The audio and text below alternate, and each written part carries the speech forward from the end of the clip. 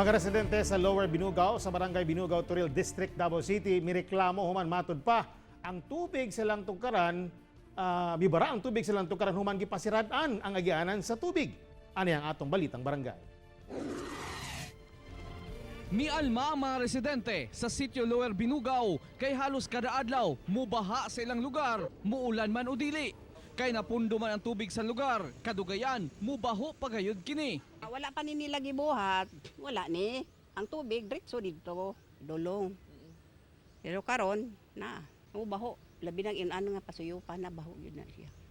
Kamatikdan usab nga daghan ang lamok nga galupad-lupad, sukad nga napundo na ang tubig sa lugar. Tungod ni ana, mas nahadlok na ang mga residente kay ting-ulan na. Basig mudaghan ang lamok nga gadala sa virus nga dengue. Si Lolo Edgar Ponzalan nga namatyan og apo sa milabayng tuig tungod sa dengue, buot nang maaksyonan ang ilang problema. Sa una namatyan og apo nako nya. Dinggi gyapon. Sumunang nahadlok mo ani. Oh. Diri dinggi na diri sa una. Isa ka pod silingan ako dia napod namatay pod yang anak. Sumunang nahadlok mo ani ang sitwasyon karon. Oh, kay daghan na gud lamok. Ang lamok perting daghan na gid lamok diri. Sugod Pag kuan ni pag kural ni nagsugod na naglamok kay di na makagawas ang tubig. Gipaabot na mo sa barangay ang problema sa mga residente ug sumala nila, gipangitaan na nila og paagi.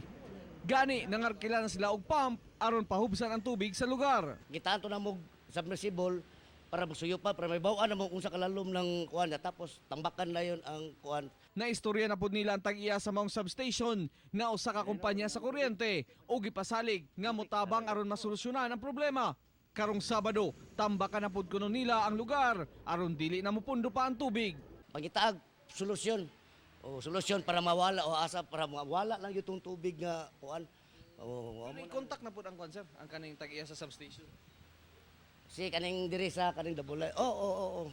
Laki kuan na o. Tabang pud sila kay may kuryente sila para pasuyop og kuan. Kauban si Melchor Awing sa kamera. Ako, si Real Soroche para sa One Mindanao.